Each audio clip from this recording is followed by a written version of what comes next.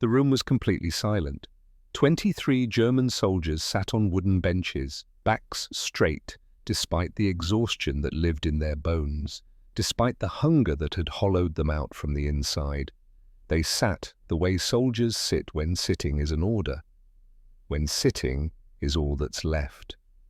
The benches were old Wehrmacht issue, the kind that had held thousands of men before them. The wood was worn smooth by all those bodies, all those wars, all those years. Now it held 23 men who had stopped being soldiers 3 days ago but didn't know yet what they were instead. Sergeant Leopold Adler sat fifth from the left.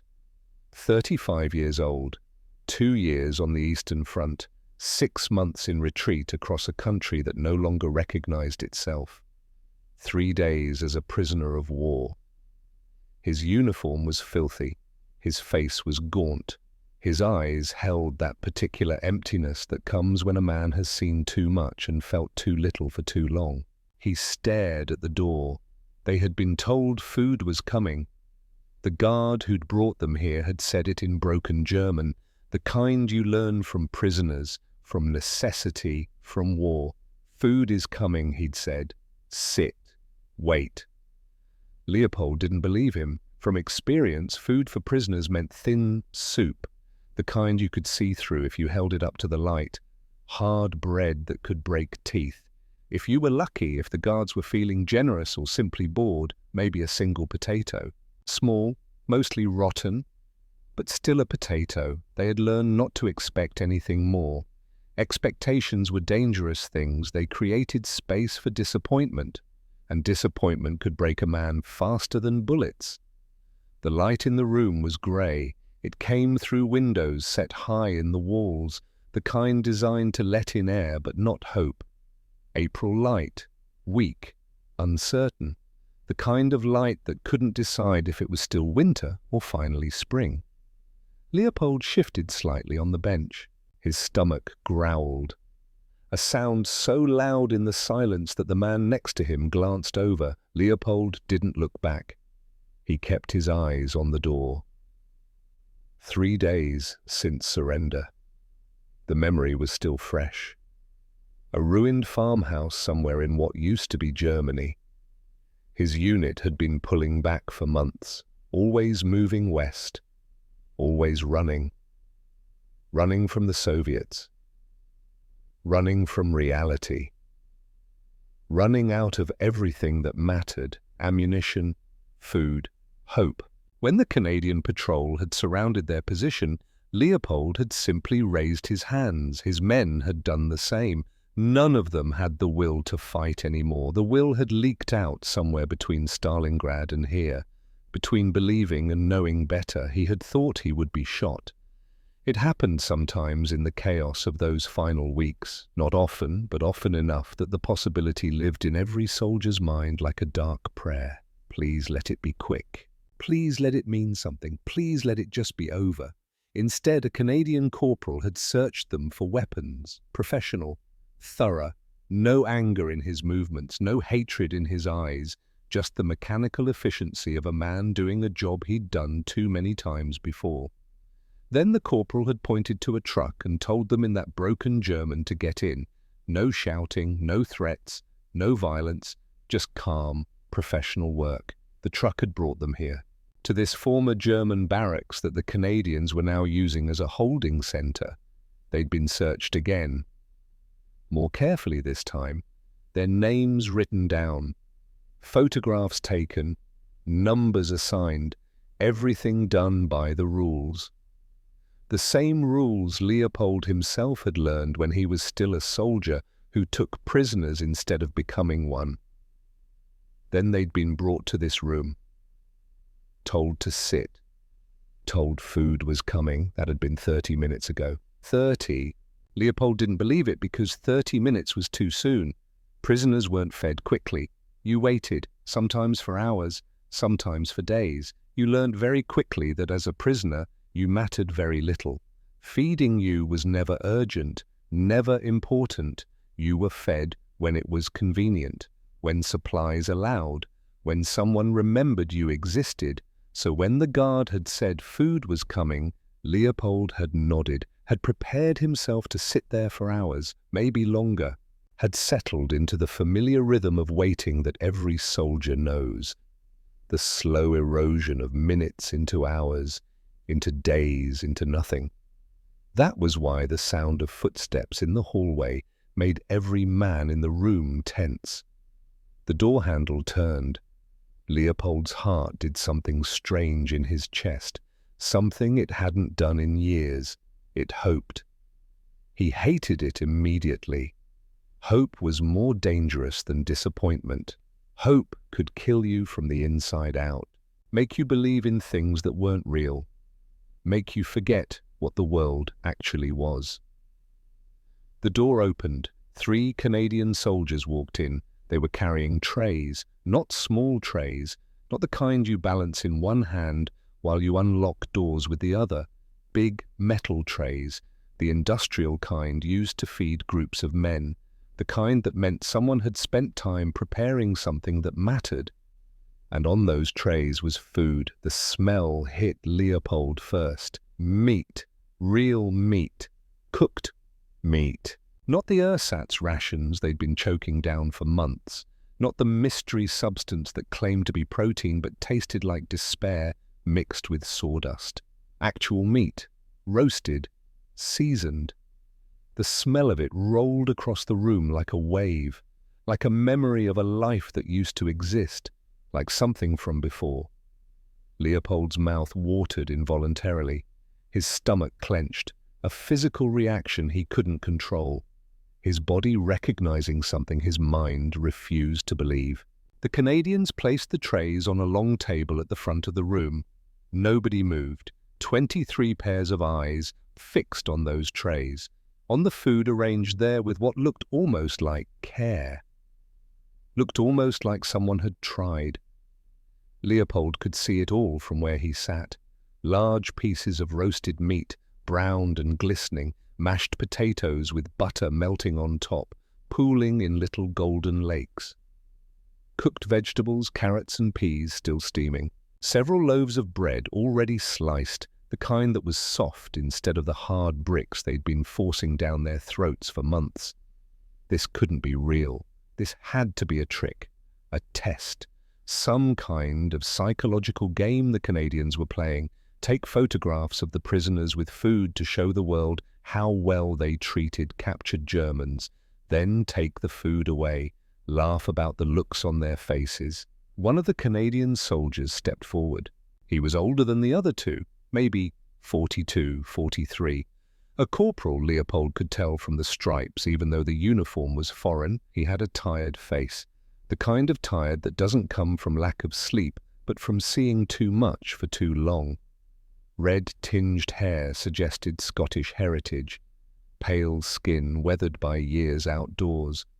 But his eyes were calm, not cruel, not cold, just calm.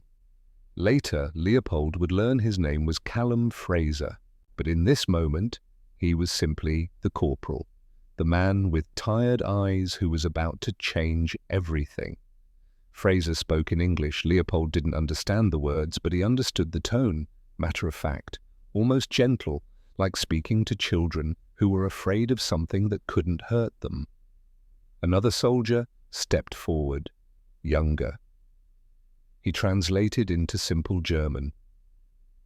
The kind you speak to, make sure nothing is lost in the crossing between languages. This is your meal, the translator said. There is enough for everyone. Form a line, take what you want, eat until you are full. The silence in the room changed quality.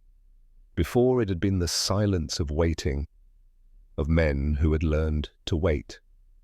Now it was the silence of disbelief, of 23 minds trying to process words that made no sense. Take what you want.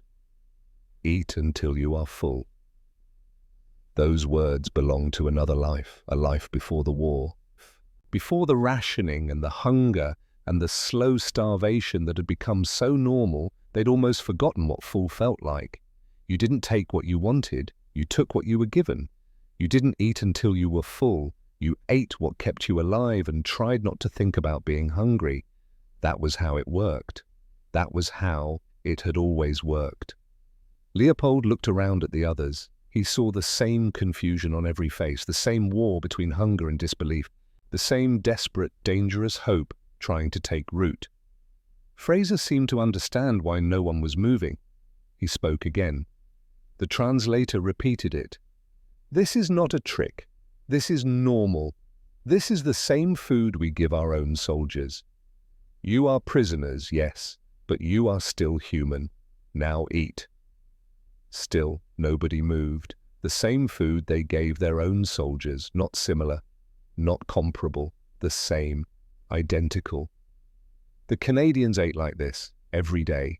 This was normal for them. Leopold felt something crack inside his chest, some piece of the world he'd been carrying that couldn't bear the weight of this information. If they ate like this, if they'd always eaten like this, while German soldiers had been starving on rations that barely qualified as food, while the Wehrmacht supply system had collapsed and men had been eating anything they could scavenge just to keep moving. If the enemy had been eating like this the whole time, what did that mean? Slowly, like men waking from a dream they weren't sure they wanted to leave, one prisoner stood up.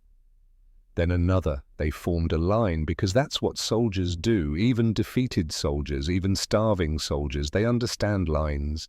The first man reached the table and stopped. His hands hovered over the food, uncertain, like touching it might make it disappear, might reveal the trick, might break whatever spell was allowing this to happen. Fraser made a small gesture, gentle, encouraging, his weathered face showing something that looked almost like patience, almost like kindness. "Go ahead, son." The German soldier took a plate. He was young, Leopold realized, maybe 23 at most, barely old enough to remember what peace felt like. His fingers trembled as they closed around the ceramic edge. The young soldier began to fill his plate, moving like someone who expected to be stopped at any second, expected a hand to come down on his shoulder, expected the voice that would say, "Stop, enough, too much, that's not for you." But no hand came down. No voice said stop. He took meat, a piece larger than anything Leopold had seen in a year. He added potatoes, a scoop so generous it spilled over the edge of the plate. Vegetables, bread. When his plate was full, he looked at Fraser. His eyes asked a question his voice couldn't form. "Is this really mine?" Fraser nodded. "Go sit, eat." The young soldier walked back to his bench, sat down, stared at his plate like it was a letter from God, written in a language he'd forgotten how to read. The line moved forward. One by one, the prisoners filled their plates, each one going through the same ritual of disbelief, the same tentative reaching, the same moment of waiting for permission that came without asking. Leopold was fifth in line. He watched each man ahead of him, watched them take food like they were stealing hope, watched them carry their plates back to the benches with the careful reverence of men handling something sacred. By the time Leopold reached the trays, his stomach was making sounds that embarrassed him, loud, insistent growls that belonged in an animal, not a man, but he couldn't stop them, couldn't control the way his body responded to the proximity of real food. He hadn't eaten a full meal in weeks, months, if he was being honest with himself. The Wehrmacht supply system had collapsed completely.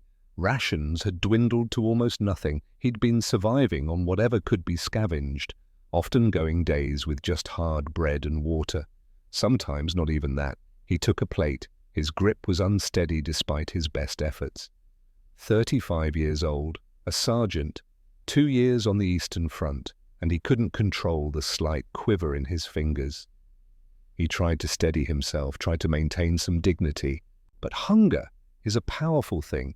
It strips away pretense, reduces a man to the animal underneath. He put meat on his plate. The portion was larger than anything he'd seen in a year, maybe 2 years.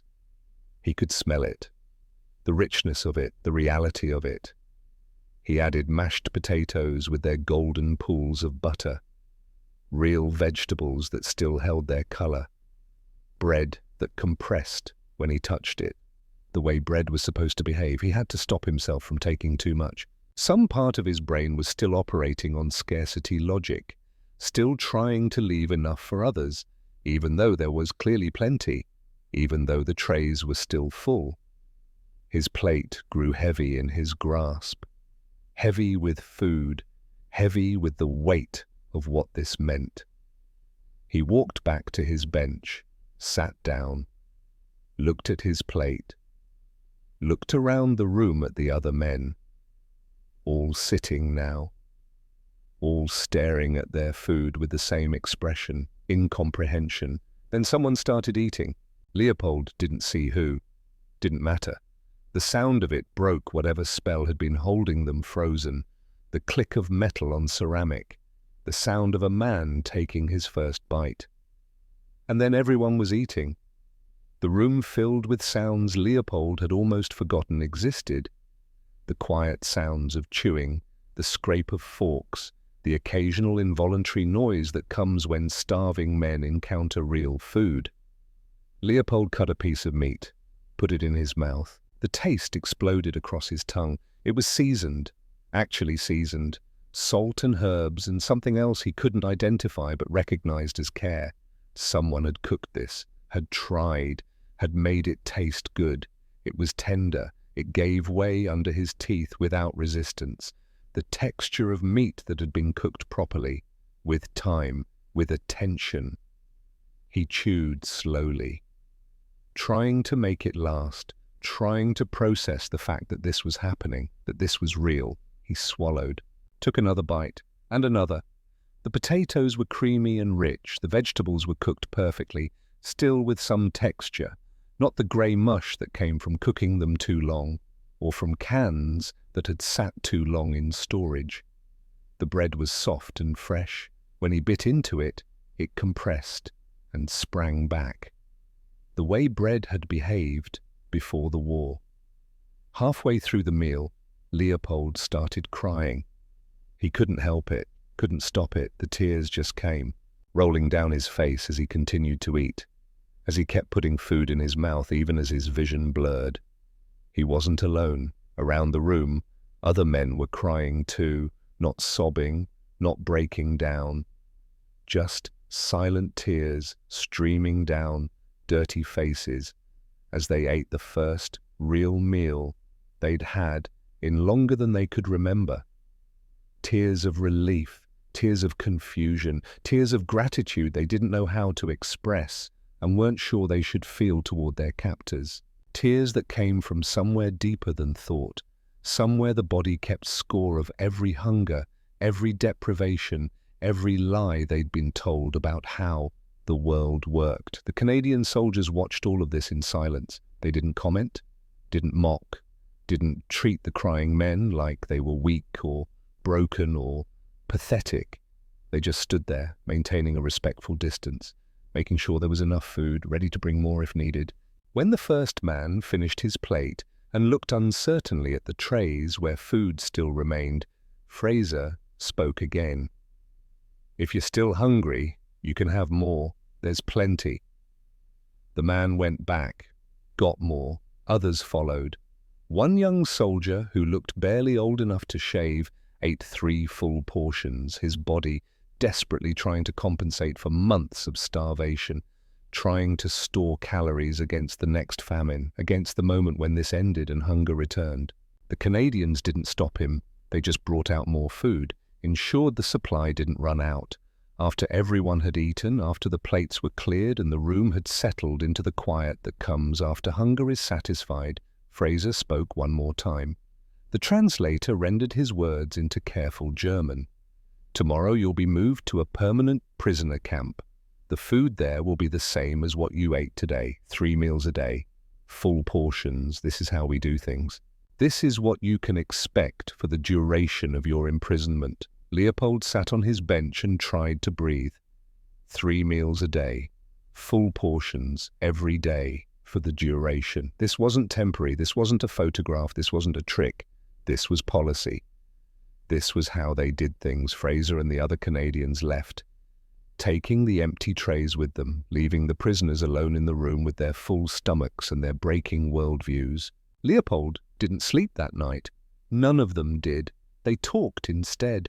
Quiet conversations in the dark, processing what had happened, trying to fit it into their understanding of the world, trying to make it make sense. They'd been fed, actually fed, not given starvation rations, not given the minimum needed to technically keep them alive. They'd been given the same food, the same portions as Canadian soldiers ate. Their captors had fed them like human beings. This single act, this simple provision of adequate food, created a cognitive dissonance that Leopold knew would take days, weeks, maybe months to fully process, because he knew what the Third Reich had done. He knew how Germany treated prisoners. He'd seen it on the Eastern Front, the starvation, the brutality, the systematic dehumanization. He'd expected on some level to receive the same treatment in return. The logic of reciprocal cruelty made sense to him. It fit the pattern of the war they'd been fighting. But this generosity from an enemy they'd fought for years, this didn't make sense. And it was precisely this lack of sense, this violation of expected patterns, that made it so powerful. Leopold lay on his assigned cot in the barracks, stared at the ceiling, felt the unfamiliar sensation of a full stomach, felt the even stranger sensation of doubt. What if everything they'd been told was a lie?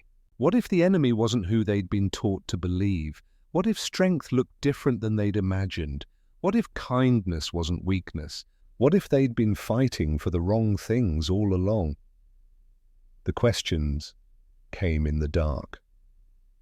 Relentless. Unavoidable. Questions that couldn't be asked in daylight. Questions that soldiers weren't supposed to ask. But Leopold was starting to realize he wasn't a soldier anymore. He didn't know what he was. But the meal had changed something, had planted something, a seed of doubt that would grow in the coming days, in the coming weeks, until it became too large to ignore. They'd been fed by the enemy, like humans, like they mattered. And nothing in Leopold's 35 years had prepared him for what that meant. The second day began with disbelief. Leopold woke to the sound of footsteps in the hallway. The same footsteps as yesterday, the same rhythm, the same purposeful march of men carrying something heavy. He sat up on his cot. Around him, the other 22 prisoners were doing the same, moving slowly, bodies stiff from sleeping on thin mattresses that were still better than the ground they'd been sleeping on for months. The door opened. The same Canadian soldiers, the same trays, the same smell of real food. Breakfast. Leopold stared. Thick oatmeal with actual sugar and milk. Not the watery gruel they'd choked down in the Wehrmacht. Eggs that had come from actual chickens, not powder. Bread with jam. Coffee that smelled like coffee, not the grain-based ersatz they'd been pretending was coffee for years. Fraser was there again, the corporal with the tired face and calm eyes. He nodded at the prisoners. "Breakfast," he said simply. They ate. Leopold watched the young soldier, the one who'd been first in line yesterday. He was eating more slowly today, less frantically. Like some part of him was starting to believe the food would keep coming, starting to trust. Trust was dangerous. The third day, the food came again. And the fourth. And the fifth. By the seventh day, Leopold's body was beginning to change. He could feel it. The constant gnawing emptiness in his stomach was fading. His pants fit differently, less loose around the waist. His face, when he caught his reflection in the metal sink in the washroom, looked less skeletal. Color was returning to skin that had been grey for months. He was gaining weight. They all were. Men who'd been walking skeletons were beginning to look human again, ribs becoming less visible, cheeks filling out, eyes losing that hollow, haunted quality that came from prolonged starvation. By the 14th day, Leopold felt something he hadn't felt in over a year. Energy, real energy, not the desperate, adrenaline-fueled energy of combat, not the frantic energy of running for your life, but the steady, sustainable energy that comes when a body has what it needs. When it's not slowly consuming itself to stay alive. It terrified him, because with the energy came guilt. The letters had started arriving on day 10. Mail from home, the Red Cross, had processed their information. Families now knew they were alive. Imprisoned, but alive. Leopold's wife had written immediately. He held the letter carefully, read it 3 times before he could process what it was telling him. The words were measured. His wife knew letters were read by sensors. But the message was clear enough. Berlin was starving. The bombing had destroyed the supply lines. What food existed went to the soldiers still fighting. What little remained went to children. Adults were surviving on less than 800 calories a day. His wife had sold her wedding ring for a loaf of bread. His mother was too weak to leave the apartment. They were starving. And Leopold was eating 3 full meals a day, growing stronger, gaining weight, safe behind Canadian wire while his family withered. The guilt sat in his stomach, heavier than any meal. He wasn't alone in this. Around the barracks at night, he heard other men crying quietly, reading letters from wives, mothers, children describing conditions that got worse with every week. The contrast was unbearable. They were prisoners. They'd lost. Their country was being destroyed. And they were being fed better than they'd been fed as soldiers, better than their families were being fed, better in some cases than they'd been fed in peacetime. The cognitive dissonance was crushing. On day 17, Leopold was assigned to a work detail, garden duty. They were planting vegetables in what had once been a Wehrmacht vegetable garden. The Canadians were using it now, growing food for the camp. Prisoners provided the labor. Leopold didn't mind. The work was honest, simple, digging in soil, planting seeds. Physical labor that gave him something to do besides think. The weather was warming. Spring was finally arriving. The kind of spring that felt like a promise after a long winter, even if you knew the promise might be a lie. Corporal Fraser supervised the detail. This was the first time Leopold had worked directly under him, had time to observe him beyond those brief moments in the mess hall. Fraser was maybe 42, 43. The red tint in his hair and pale skin confirmed the Scottish heritage Leopold had guessed.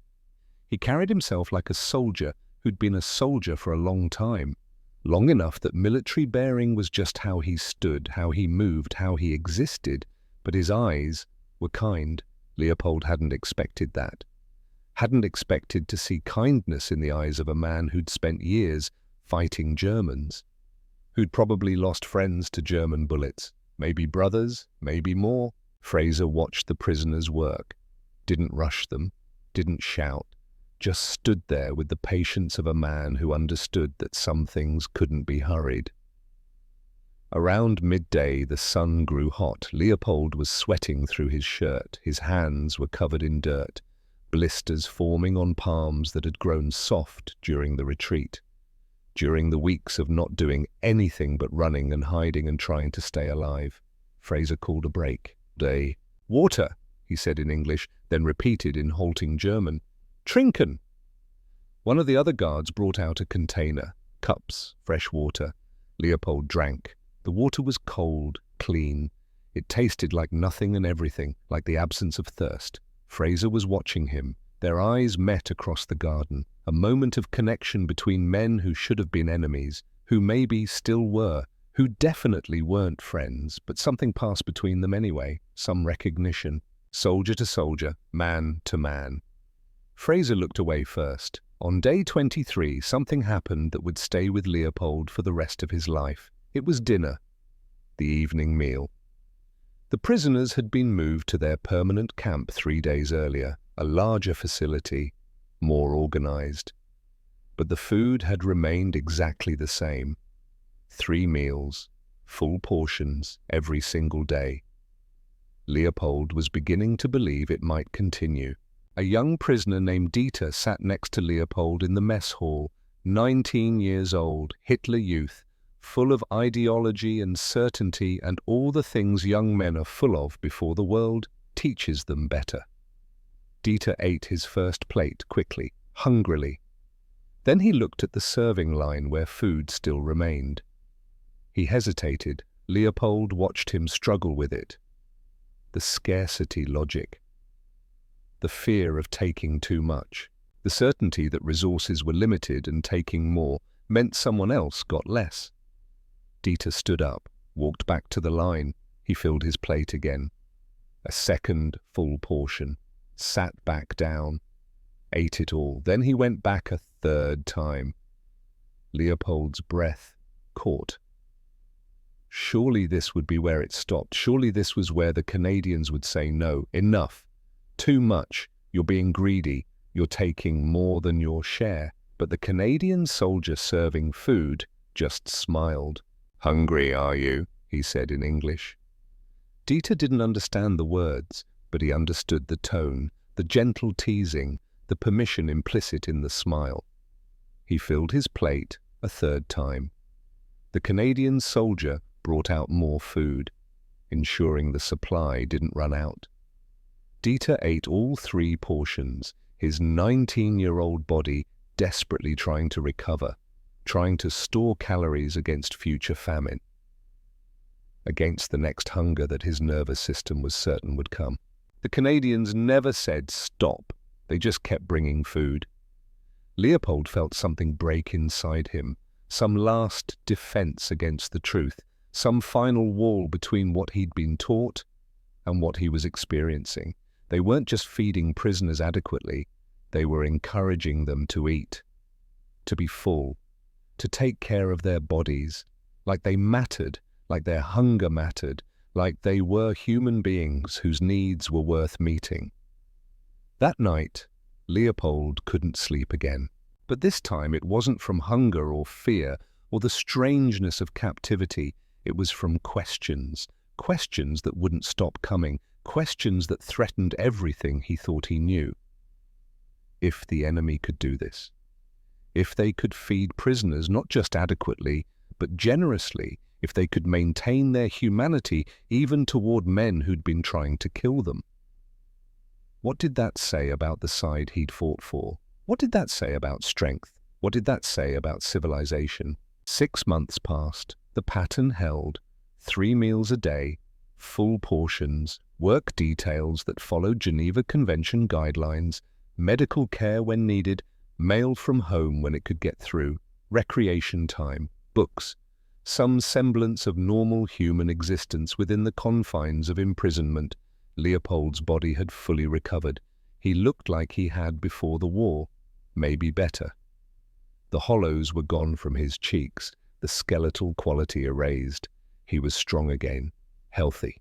The guilt had become a permanent resident in his chest, but alongside it, something else was growing, a question that had taken root that first night and had been growing ever since. One afternoon in the garden, Leopold found himself working near Fraser again. The corporal was supervising as usual, patient, calm, present in that way some people are present, fully there, not thinking about somewhere else, not wishing he was doing something else. Leopold's hands moved through the soil, planting, covering, patting down. The repetitive rhythm of it, almost meditative. He spoke without planning to. "Why do you feed us so well?" The words came out in German. He wasn't even sure Fraser would understand. Fraser stopped, looked at him, a long, measuring look. Then he answered in slow, careful English, knowing Leopold had picked up enough to understand, knowing the question deserved a real answer. "Because you're hungry," Fraser said simply. "We have food. Seems pretty simple." Leopold shook his head. "But we're your enemies. We killed your men." Fraser's face did something complicated. Grief passed through his eyes like a shadow. But when he spoke, his voice was steady. True, and you lost. The war's over. You're prisoners now, not enemies. He paused, then added something that would echo in Leopold's mind for decades. We don't starve prisoners. That's not who we are. The Russians do. We're not Russians. Fraser looked out across the garden, at the neat rows of vegetables beginning to sprout, at the prisoners working in the spring sun, at the world rebuilding itself one planted seed at a time. Look, he said, I don't know what you believed about us, what they told you, but we're not what you think. We don't hate you. We hated what you were doing, what your country was doing, but you personally? He gestured at Leopold. You're just a soldier who was following orders. Now you're a prisoner following different orders. Well, he met Leopold's eyes. That doesn't make you subhuman, just makes you human in different circumstances. Leopold stood there with his hands in the dirt, with soil under his fingernails and the spring sun on his face, and felt something fundamental shift in his understanding of the world. This wasn't weakness, this kindness, this humanity extended across battle lines. This was strength, real strength. The strength to maintain your values when maintaining them was expensive. When it would be easier not to, when reciprocal cruelty would make perfect sense. That conversation stayed with Leopold, lived in him, changed him in ways he was only beginning to understand. On May 7th, 1945, Germany surrendered. Unconditional surrender. The war in Europe was over. The announcement came over the camp loudspeakers. In English first, then German. Clinical, matter-of-fact, like announcing the weather, like announcing anything mundane and expected. But there was nothing mundane about it. The Third Reich was gone, destroyed. Everything they'd fought for, everything they'd believed in, everything they'd been told was inevitable and necessary and right. Gone. In the barracks that night, men wept, some from relief, some from grief, some from the complicated mixture of both that comes when something you've invested everything in collapses completely. Leopold felt numb. His country was defeated, occupied, divided. Everything he'd known was ending. His family was still starving in a city that had been bombed into rubble. His future was uncertain in ways that made uncertainty seem too small a word. But he was safe, fed, alive. The guilt was overwhelming. The next morning he woke expecting something to change. The war was over. The strategic reason for treating prisoners well, if there'd ever been one, was gone. There was no reason to encourage German soldiers to surrender anymore. No tactical advantage to reputation. Surely now the food would decrease, the portions would shrink. They'd be fed adequately, maybe, by Geneva Convention standards, but not generously, not like this. Breakfast came, the same portions, the same quality, oatmeal and eggs and fresh bread and real coffee. Lunch came, soup thick with meat and vegetables, cheese, bread that still had softness to it.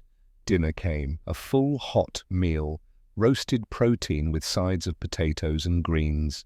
Portions that would have been generous in peacetime. Nothing had changed. Leopold stared at his plate, at the food that kept coming. That had never stopped. That apparently wasn't going to stop. That evening, Fraser was supervising the mess hall. Leopold approached him, no longer afraid, no longer uncertain about whether it was allowed to speak. 6 months of consistent kindness had eroded those fears. "The war is over," Leopold said. Fraser nodded. "It is, but you still feed us the same." "We do." "Why?" Fraser smiled. It was a tired smile, the smile of a man who'd seen too much, but somehow maintained something essential anyway. "Because it was never about the war, Adler," he said, using Leopold's name for the first time. "It was never about strategy or tactics or what made military sense." He gestured around the mess hall, at the prisoners eating, at the Canadian soldiers serving food, at the mundane miracle of it. It's about who we are, what we believe people deserve, war or no war, win or lose. We maintain our values because they're our values, and not because they're convenient, not because they're easy, because they're who we've decided to be. He met Leopold's eyes. You're still human beings. War being over doesn't change that. Leopold felt something crack open in his chest. Some final defense, some last resistance to the truth. They weren't maintaining standards for strategic reasons. They'd never been. This wasn't pragmatism dressed up as kindness. This wasn't calculated generosity designed to achieve a goal. This was simply who they were, even when it cost them, even when it would have been easier to do less, even when the recipients were men who'd fought against them for years. They maintained their humanity because that's what civilization meant to them. Values that didn't change with circumstances, principles that held even under pressure, especially under pressure. That night, Leopold lay on his cot and stared at the ceiling.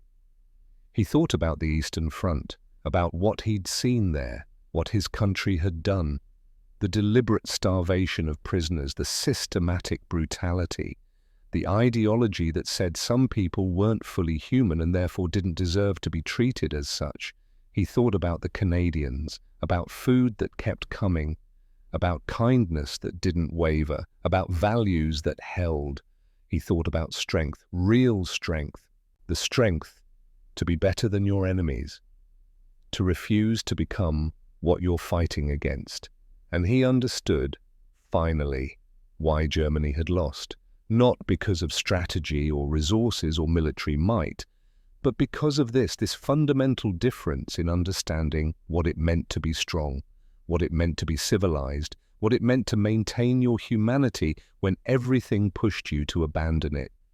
The Canadians had won by being better people, by refusing to let the war change who they were, by feeding their prisoners when they could have starved them, by maintaining dignity when cruelty would have been easier, by showing that values mattered, that how you treated the defeated said everything about whether you deserved to win. Leopold closed his eyes. Tomorrow there would be more questions, more guilt, more processing of a world that had collapsed and was trying to rebuild itself from the rubble. But tonight he understood something essential. He'd been on the wrong side, not because of tactics or politics or military outcomes, but because his side had forgotten what the Canadians still knew, that how you treat your enemies when you have the power to treat them however you want. That's the measure of who you really are.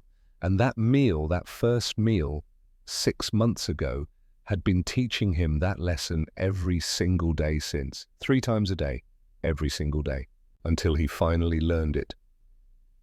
The months became a year, then 18 months. Leopold Adler remained a prisoner. The barbed wire remained. The guards remained. The daily roll calls and the work details and the restrictions on movement.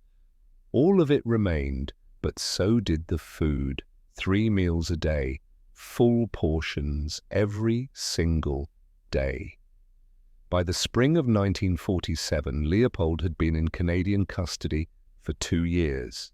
2 years of adequate nutrition, 2 years of safety, 2 years of living better than he'd lived as a soldier fighting for the Reich. The guilt had evolved into something else, something more complicated, a kind of grief mixed with understanding, a mourning for the man he'd been, for the beliefs he'd carried, for the country that had sent him to war and then had nothing to offer when he came back. Because prisoners were going home now, slowly. The repatriation had begun. Men were being processed, screened, categorized. Some went quickly. Young men with clean records, men who'd been conscripted, not volunteers, men the Allies decided posed no threat. Others waited, officers, party members, anyone with connections to the regime's inner workings. Leopold was somewhere in the middle, a sergeant, not high enough to matter politically, not low enough to go immediately. He waited his turn, and while he waited, the food continued.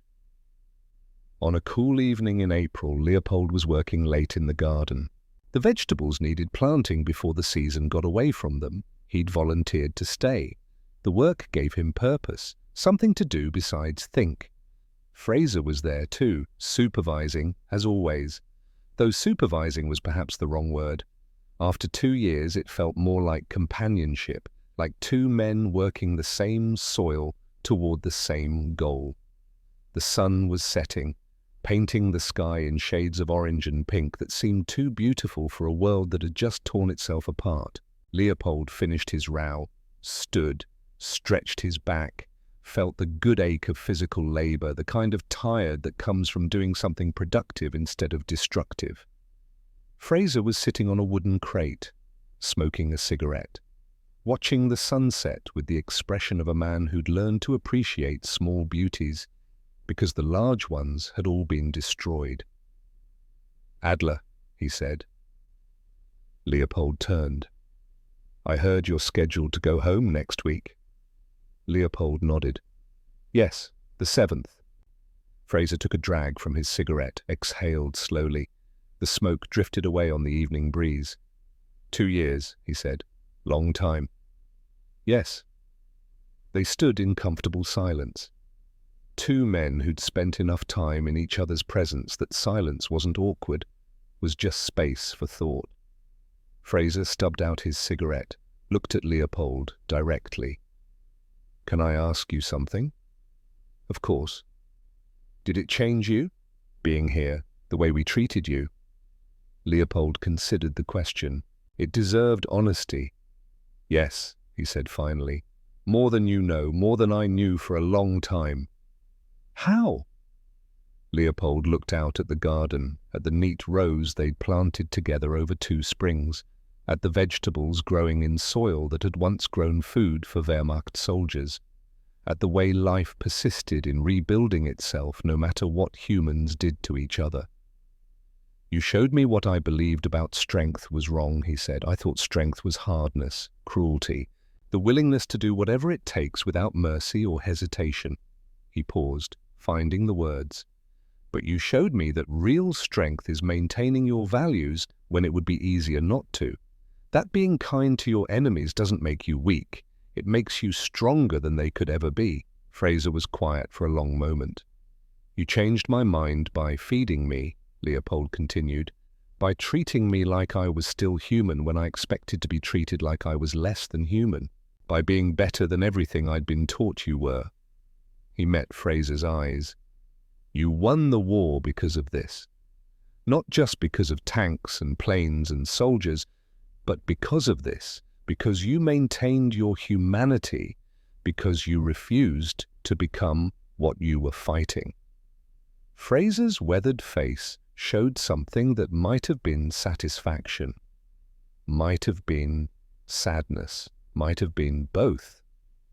"We tried," he said simply. "Didn't always succeed, made mistakes, but we tried."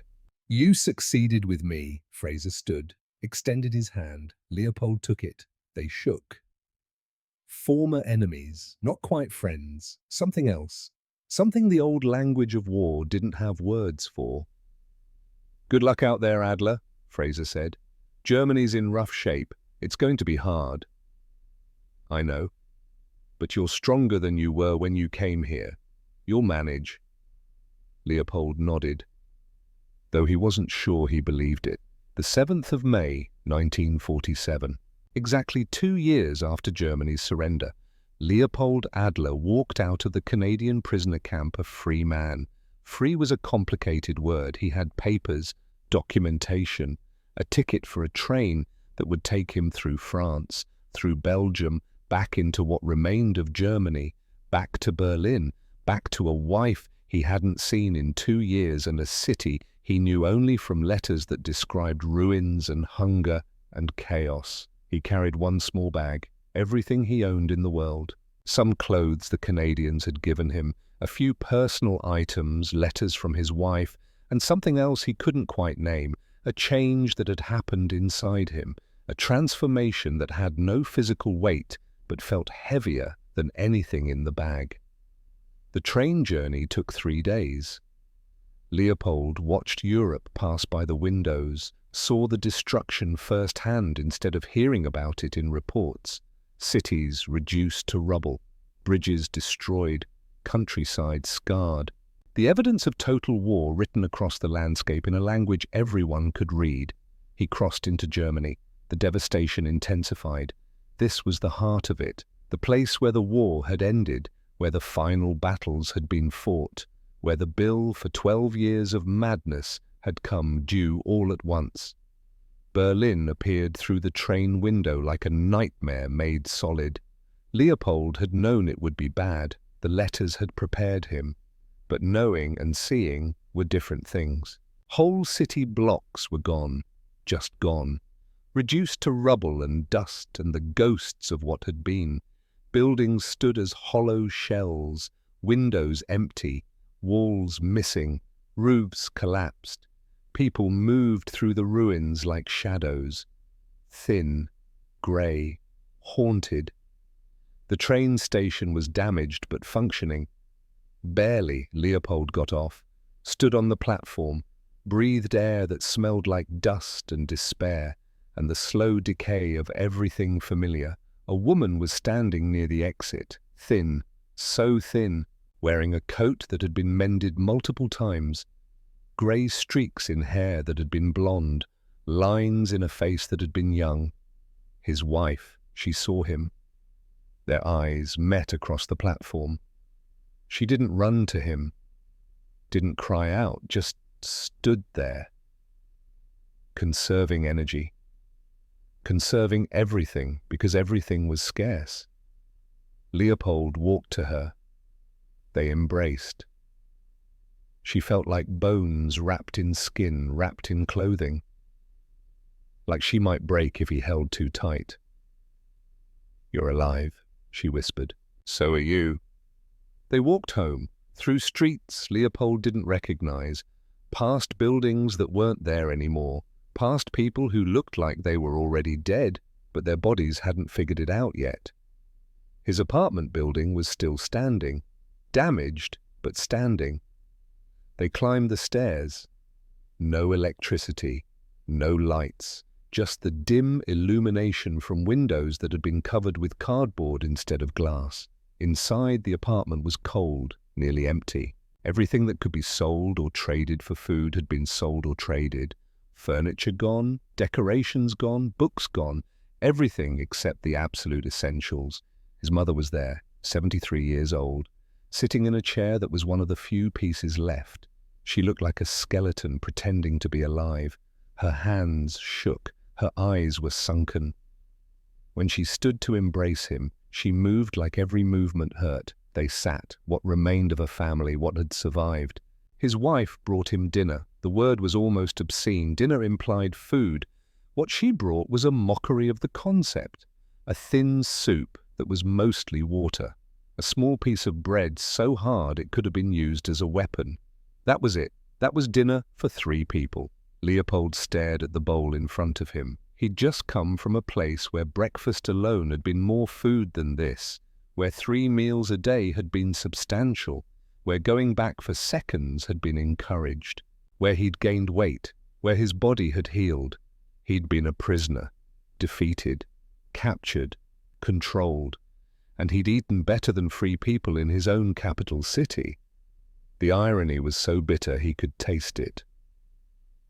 "This is all?" he asked quietly. His wife nodded. "The rations are 800 calories a day.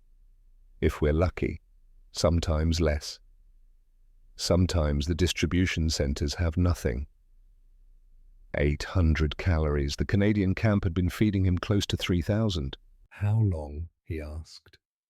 "Since the surrender, it's gotten worse, not better. The Allies control the food supply. They send some, not enough, never enough." Leopold looked at his mother, at the way her hands trembled holding the empty bowl, at the grey pallor of her skin, at the way her clothes hung on a body that had consumed its own muscle and fat trying to stay alive. She was starving. They were all starving. And he had been safe, fed, growing stronger while they'd been dying by degrees. "I'm sorry," he said. The words were inadequate, meaningless, but they were all he had. His wife reached across the table, took his hand. Hers was cold, bony. "You're alive," she said again. "That's enough. You're here. You're alive. We're still here. We survived." But had they? Leopold looked at them and wondered what survival meant when it looked like this, when it felt like this. That night, Leopold couldn't sleep. He lay next to his wife in their bed, felt the sharpness of her bones through her nightdress, heard her breathing, shallow, labored, the breathing of a body working too hard with too little fuel. He thought about the camp, about 3 meals a day, about Fraser bringing water on hot afternoons, about the young prisoner Dieter eating 3 full plates and being encouraged to eat more. He thought about values, about civilization, about what it meant to be strong. The Canadians had fed their enemies, had maintained human dignity for men who'd fought against them, had refused to let victory turn them cruel. And Germany, his Germany, was letting its own people starve, was broken and occupied and unable or unwilling to care for those who'd survived its madness. The contrast was unbearable. In the morning he went out, walked the ruined streets, talked to neighbors, other veterans who'd come home, people who'd never left. Everyone had the same story: hunger, cold, desperation. The daily struggle to find enough food to make it to the next day, the slow erosion of hope, the realization that winning or losing didn't matter because everyone had lost. Leopold found himself talking about the camp, about the food, about how prisoners had been treated. People didn't believe him at first. "They fed you that well?" an old veteran asked. "The Canadians?" 3 meals a day, full portions, the same food their own soldiers ate. "Propaganda," someone muttered. "No," Leopold said. "I lived it for 2 years, every single day, even after the war ended, even when there was no strategic reason to do it. They fed us because that's who they are." He saw the disbelief, the suspicion, the inability to reconcile what he was saying with what they'd been taught, with what they'd believed, but he kept talking because the truth mattered, because the contrast mattered, because understanding why they'd lost mattered. "They won because they were better than us," he said. "Not better soldiers, better people. They maintained their humanity when we lost ours. That's why they won. That's why we deserve to lose." The words were heresy, even now, even in defeat. Saying Germany deserved to lose, saying the enemy was better. But Leopold said them anyway. Because they were true, because someone needed to say them, because the next generation needed to hear them so they didn't make the same mistakes. The years passed. Germany rebuilt itself. Slowly, painfully. The hunger eased, not quickly, not easily, but eventually Leopold found work, raised a family. His children were born into a new Germany, a democratic Germany, a Germany that had rejected its totalitarian past, or was trying to. In the 1960s, when his children were old enough to ask questions, they asked. "Papa," his daughter said one evening, she was 14, smart, curious, born into peace and unable to imagine what war had been like. "You were a prisoner?" "Yes." "Were they cruel to you?" Leopold thought about how to answer, how to explain something that still seemed impossible, even to him. "No," he said finally. "They weren't cruel, they were kind." "Kind? But you were enemies."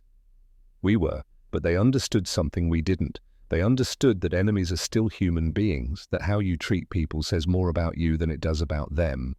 He told them about the first meal, about 23 starving men sitting in silence, about the door opening, about the smell of real food, about tears falling while eating, about the impossibility of believing it could continue, about how it continued anyway.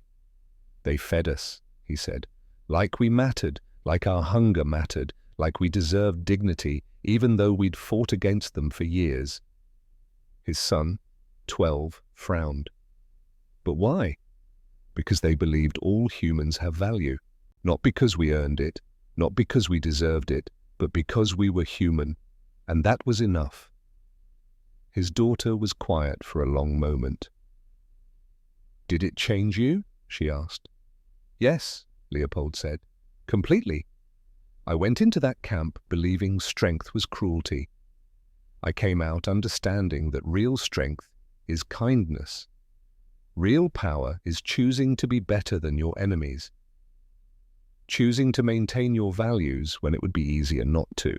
He looked at his children, at these young faces that had never known hunger, never known war, never known what it meant to be defeated and expecting death and receiving mercy instead. "The Canadians taught me that," he said, "by feeding me when I was starving, by treating me like a human being when they had every right to treat me like an enemy, by being better people than I'd been taught they were." "Were they better than us?" his son asked. The question hung in the air, dangerous, complicated. "They were better than what we'd become," Leopold said carefully. "They showed me what we could have been, what we should have been, what I hope we're trying to be now." That night, after his children had gone to bed, Leopold sat alone in his kitchen. In an apartment that had furniture again, that had electricity and heat and food in the cupboards. In a Germany that was rebuilding, that was trying to become something different. He thought about Fraser, wondered if he was still alive, wondered if he knew how much that conversation in the garden had mattered, how much the consistent daily provision of food had changed, not just Leopold's body but his mind, his soul. He thought about that first meal, 22 years ago now, but still vivid, still powerful, the smell of real meat, the taste of seasoned food, the tears that had fallen, the world that had cracked open. He understood now what had really happened in that room. It wasn't just about food. It had never been just about food. It was about the message, the statement, the proof. Every meal had said, "You are worth feeding. You matter. Your humanity hasn't been revoked by your defeat. You are still a person deserving of dignity." And that message, delivered 3 times a day for 2 years, had broken through propaganda and ideology and certainty in a way that arguments never could have. In a way that punishment never could have. The Canadians had won his mind by feeding his body, had changed his beliefs by showing him what their beliefs looked like in practice. They had defeated him more thoroughly with kindness than they ever could have with cruelty. Leopold stood, walked to his cupboard, took out a plate, a single empty plate. He held it in his hands. This ordinary object, this simple thing. Once it would have represented starvation, emptiness, the absence of what he needed to survive. Now it represented transformation, the space where cruelty could have lived, but kindness chose to dwell instead, the place where enemies became humans again. He set the plate on the table, stared at it. "Thank you," he said quietly to a man thousands of miles away who couldn't hear him, to a corporal who'd probably forgotten the name of one prisoner among thousands, to soldiers who'd just been doing their jobs but had changed a life anyway. "Thank you for feeding me, for treating me like I mattered, for showing me what strength really looks like, for giving me something to tell my children that might help them understand what we should never become again." The plate sat empty on the table, but Leopold understood now that emptiness could be a good thing, a space for possibility, a space for change. He'd entered that room 22 years ago as Sergeant Leopold Adler of the Wehrmacht, a soldier of the Reich, a man who believed in all the wrong things. He'd left it learning to be human again, all because someone had fed him when he was starving, all because someone had chosen kindness over cruelty, all because someone had understood that how you treat your defeated enemies is the measure of who you really are. And that one meal, that first impossible meal, had taught him more about strength and humanity and civilization than all the years of war that came before it. Leopold Adler lived to 87 years old. He died in 1997, in a Germany that was united again, democratic, peaceful, part of a community of nations that had chosen cooperation over conquest. On his deathbed, surrounded by children and grandchildren who'd never known hunger, never known war, he told the story one last time, about 23 men in a room, about a door opening, about food that shouldn't have existed, about tears that fell, about a corporal with kind eyes who showed him what civilization really meant. "Never forget," he whispered to them, "how we treat our enemies when we have the power to destroy them. That's who we really are. That's the only measure that matters." His last words were simple. "I never forgot that meal." And then he was gone. But the story remained, passed down through generations, a reminder that even in war's darkest moments, humanity can persist. That kindness can be stronger than cruelty. That feeding your enemies when they're starving isn't weakness. It's the truest form of strength there is. Leopold Adler